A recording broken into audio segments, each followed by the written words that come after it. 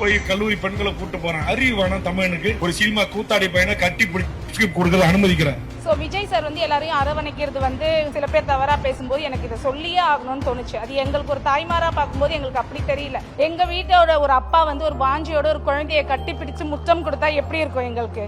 ஒரு தாய் மாமனா எங்களோட அண்ணன் இருந்து ஒரு அக்கா பிள்ளையோ தங்கை பிள்ளையோ பார்த்து ஒரு அன்பும் இருக்கும், அதுல ஆசையும் இருக்கும், அதே சமயத்துல ஒரு அக்கறையும் இருக்கும் ஒரு தாய் மாமாவிற்கு. எல்லாருக்கும் வணக்கம். என்னோட பேர் சோனியா. பாண்டிச்சேரி முத்தியால்பேட்ல இருந்து வந்திருக்கோம். எங்க பொண்ணு மேனகா இமாக்லேட் ஸ்கூல்ல படிக்கிறாங்க.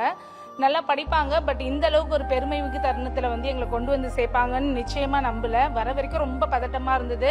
விஜய் சாரோட ஆல் இஸ் வெல்னு சொல்லி தான் கொஞ்சம் கண்ட்ரோல் ஆயிருக்கு எங்களுக்கு. தமிழ்ல வாஞ்சை அப்படின்ற ஒரு வார்த்தை இருக்கு. வாஞ்சை அப்படின்னா ஒரு அன்பு, பாசம், அந்த மாதிரி ஒரு சொல், அந்த பொருள் அது.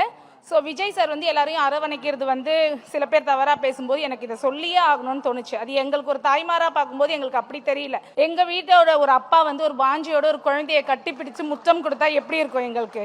ஒரு தாய் மாமனா எங்களோட அண்ணன் இருந்து ஒரு அக்கா பிள்ளையோ தங்கை பிள்ளையோ பார்த்து ஒரு அன்பும் இருக்கும், அதுல ஆசையும் இருக்கும், அதே சமயத்துல ஒரு அக்கறையும் இருக்கும் ஒரு தாய் மாமாவிற்கு. அப்படிதான் நாங்க விஜய் சாரை பாக்குறோம். எங்களுக்கு அதுல எந்த ஒரு கள்ளங்கபடமும் இல்லை. பெண் பிள்ளைகளை தன் பிள்ளை போல் பார்க்கும் இந்த மனிதர் நிச்சயமாக அரசியலுக்கு வந்தார்னா காந்தியடிகள் சொன்ன மாதிரி இரவுல தனியா ஒரு பெண் பிள்ளை, அதுவும் குழந்தை கூட நடந்து செல்லலாம்.